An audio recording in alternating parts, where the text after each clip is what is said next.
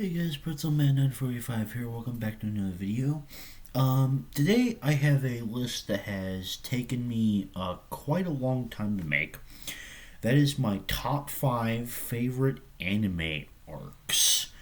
Um, Now, before I go into this, I think that I feel like I need to classify what I consider an arc because I think it would have been too easy for me to say, like, oh, see, all of season 3 or season 4 or any season of Attack on Titan was an arc, and those are all my favorites, or like, like this section of episodes was technically an arc in Fullmetal Alchemist Brotherhood, or all of Steins Gate technically had arcs. It's like I feel like I need to differentiate it a little bit here. So, for my mind, what categorizes an arc is it has to be part of an on of a long running series, as in something that has more than 50 episodes, and the arc itself takes up a decent chunk of that amount of episodes. Generally, I would say at least around 20. Um, so that kind of like helped, I guess, narrow it down for me. The categorization that I used for this, because otherwise there would have been way too many like hyper specific things, like, for Code Geass or Vinland Saga could technically have arcs, but I don't really count that necessarily because it's just not like as big of a series. So yeah, that's why yeah, that's my basic categorization. And also, like I said, this was an extremely hard list to make, and one until quite recently I wasn't even sure I would be able to like do completely. But that's enough stalling. Getting into the actual list. Number 5, I have the Elf reincarnation arc from Black Clover. Now, um, I haven't caught up to the manga yet. I'm getting to it. It's like I wanted to finish Hunter x Hunter with the Dark Continent arc first, but I've been kind of craving Black Clover again. So I think I might just like deal with it at the same time. So I don't know if the current arc or like the rest of the Spade arc ends up being like finishing really good. But in terms of what I watched when I fully watched the anime, um, the Elf reincarnation arc was like the absolute peak for me. Like, it was the total peak in terms of like insane plot twist, the way it brought all the lore reveals together and all this background information together that we knew about all the characters. The way that it gave some of the best Black Clover backstories across the whole anime. Especially like Lux. It had some of the hypest like anime moments ever, and in just some absolutely insanely awesome fights. The idea behind the elms, their mythology, and like their reasons, and like them as characters, like they had like they were so well fleshed out, and it made them so engaging to follow. And then of course is capped off by the incredible job that Licht, or Patri, I guess, was as a character, and it's what makes him one of my favorite Black Clover characters. um so yeah, that's number 5, and number 4 is Soul Society from Bleach, because this arc is basically just perfect in terms of like everything it nails in Bleach. It's easily like this is like the culmination of all the best parts of Bleach, and it's easily why it's the best arc. You have amazing character development, you have great backstories, you get introduced to all the captains.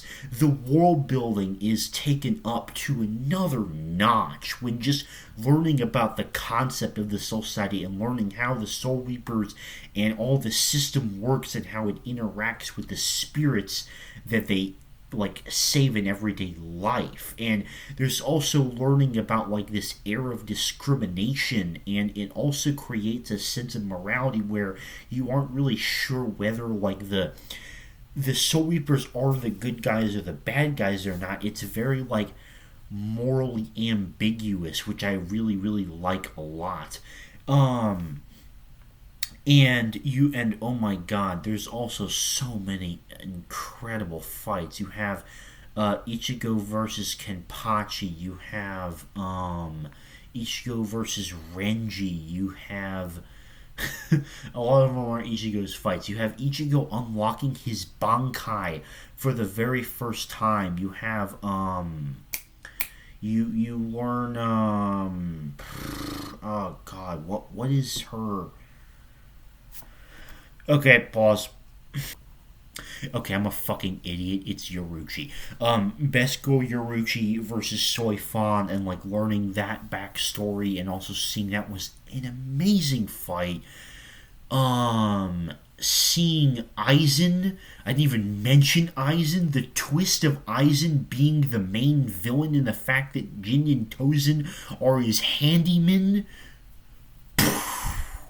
The sheer power they seem to have, the absolutely incredible backstory that Rukia gets, and like learning, and also like learning the tragic relationship between her and Byakuya, and also Byakuya's like reasons for being such a stoic character, and then my favorite fight in all of Bleach, Ichigo versus Byakuya, happens here.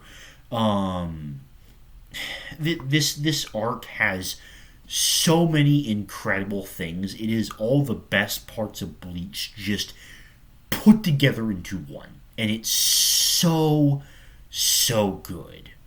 But an arc that does that, but somehow the peaks are even better, is Marineford from One Piece. Easily the best One Piece arc. Wano comes close. And if I made a top 10 like this, Wano might be in that list. Because that's easily my second favorite One Piece arc. But God, Marineford has to take it. I don't even feel like I need to mention much about this. I talked about it in my review. In my One Piece part, I like God, it feels so long ago now, but it was like 6 months ago. Anyway, everything about it was just absolute mastery. Like the tragedy of Ace's death, Whitebeard being just one of the most goated characters all around. Um, Blackbeard being an absolutely incredible villain, the unpredictability of Crocodile, Doflamingo, Ivankov, and Kuma having the revolutionary tie-in being super entertaining. You have Luffy's incredible drive just to save his brother. You have Akainu being also a menacing as fuck villain, and also seeing the rest of the Admiral shine. You have the general just like scale of the battle and how it manages to balance so many in absolutely ridiculous things happening at the exact same time. This is fucking peak. I don't need to say anything more about this. Now at number 2, and what had been, and in terms of like just anime arcs, is number 1. You'll see what I'm talking about when I get to number 1, but this is the York New City arc from Hunter x Hunter. a lot of people say Chimera Ant's the best. I think it's good. I don't think it's the best. I think it's definitely one of the weaker ones in terms of Hunter x Hunter arc, which is really saying something because they're all like there's so many great arcs in that. But York New City is the best because I recently a couple weeks ago it's not something I've completed yet, but I just felt a desire to rewatch parts of Hunter x Hunter.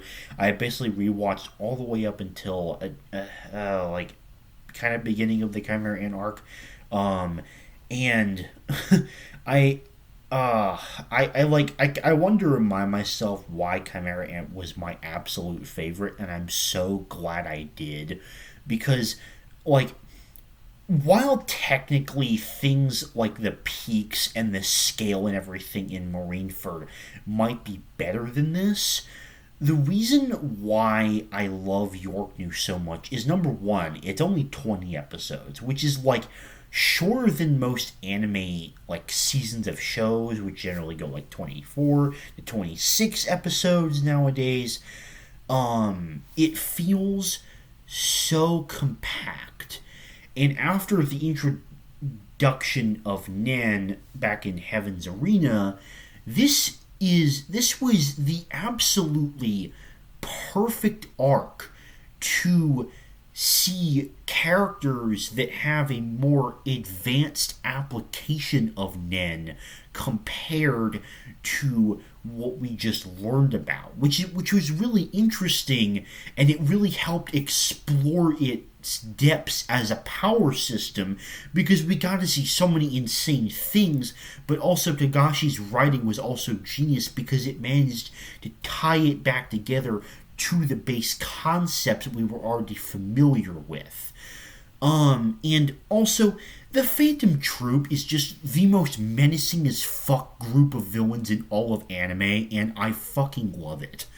Crollo is such a fascinating character. He's an excellent antagonist, and while I wouldn't really call him a villain across the whole of Hunter x Hunter because he's just the villain in this one arc, I gotta say he's such a goddamn interesting character, easily in I think like probably just outside of my top five Hunter x Hunter characters overall.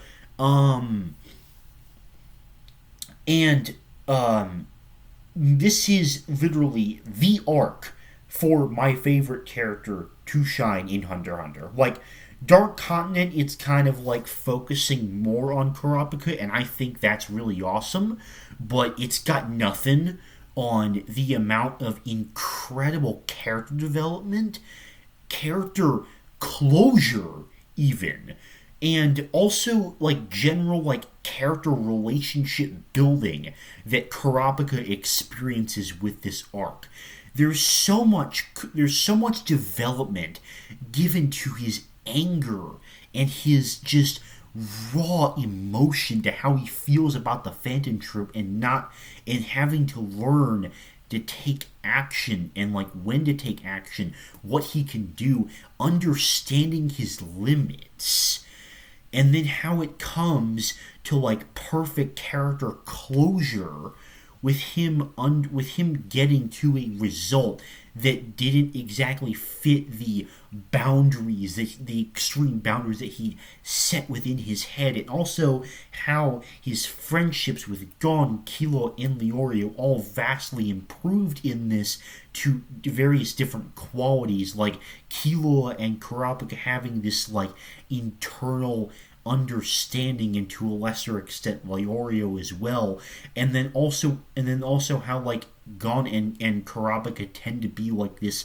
contrasting like voice of hope, voice of doom type relationship where they tend to like bounce off each other in really interesting ways.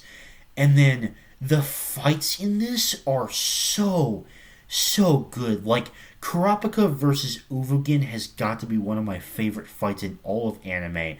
But like another top tier contender for just Hunter x Hunter fights in general is Crollo versus Zeno and Silva.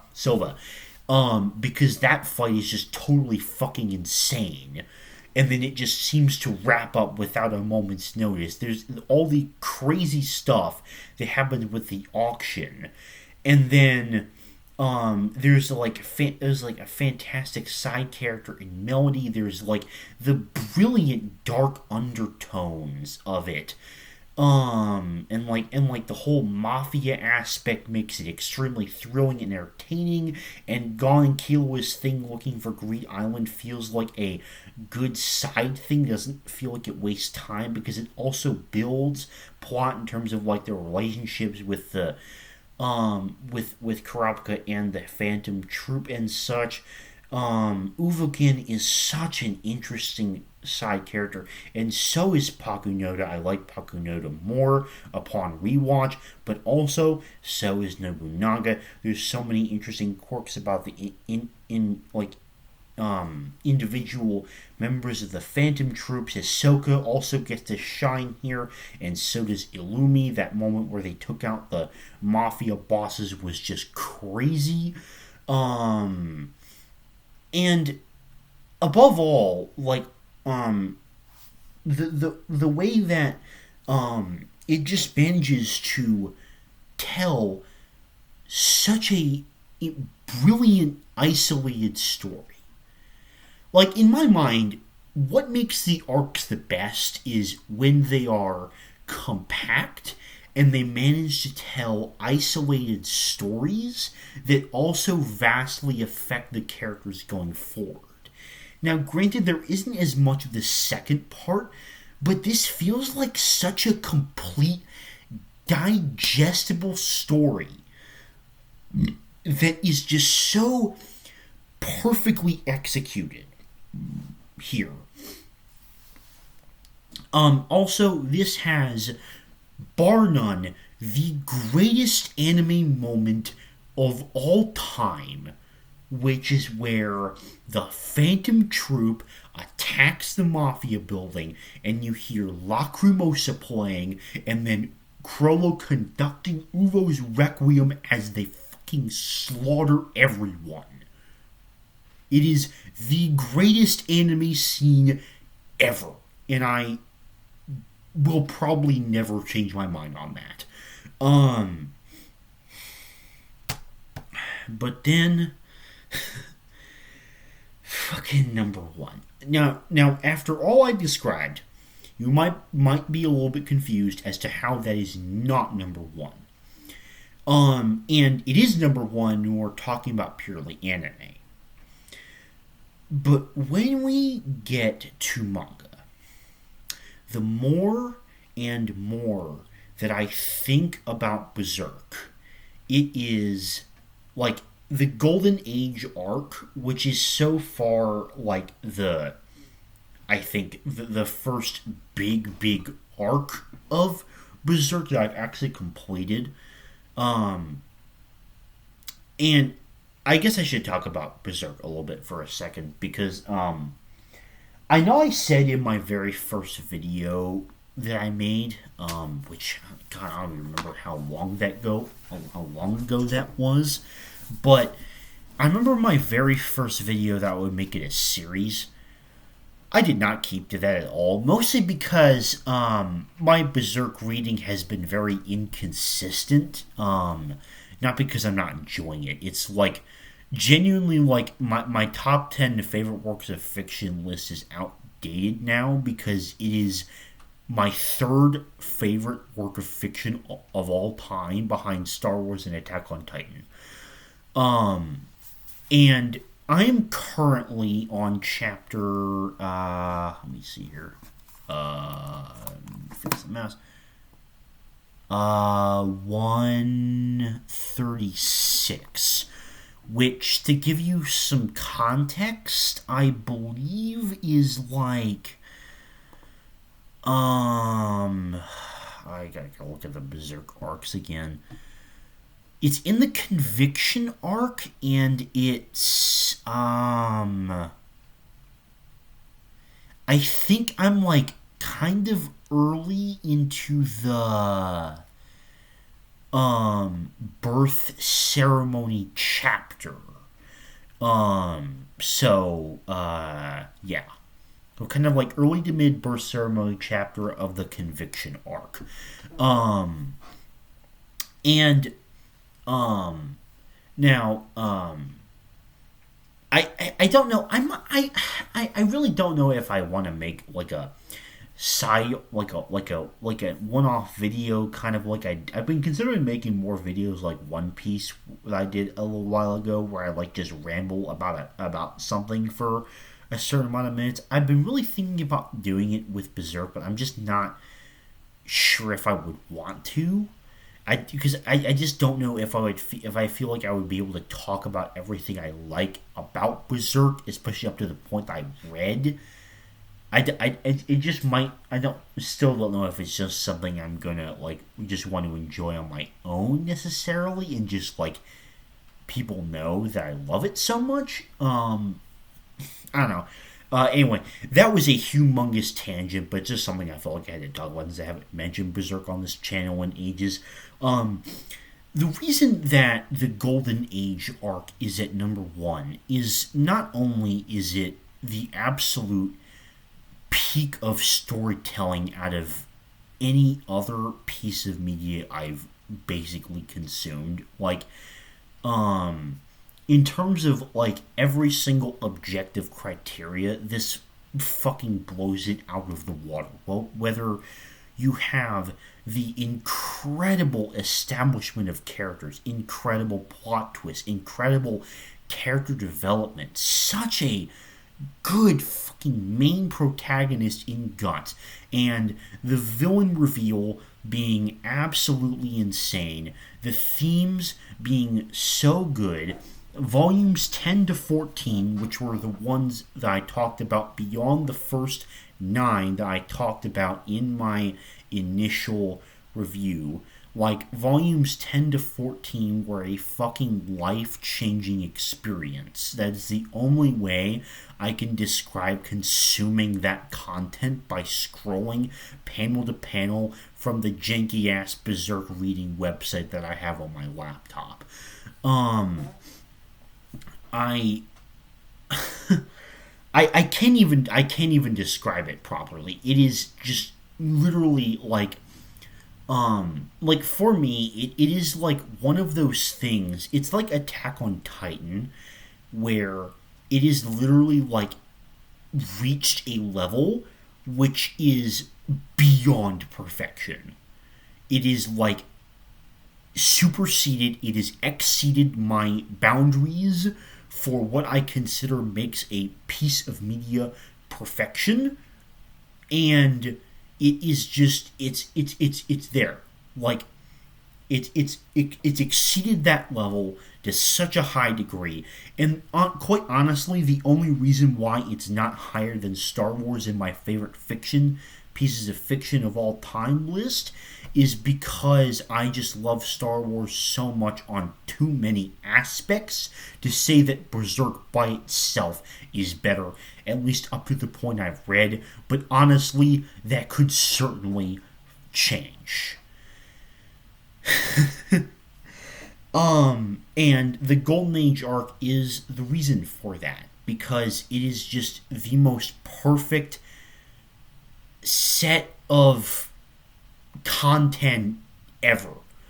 I really am super bad about describing why I love Berserk, but yeah. So I did kind of cheese that a little bit, but like the more and more I thought about it, the more I was just like, Berserk is fucking superb, and it's definitely better than York New City and Hunter x Hunter.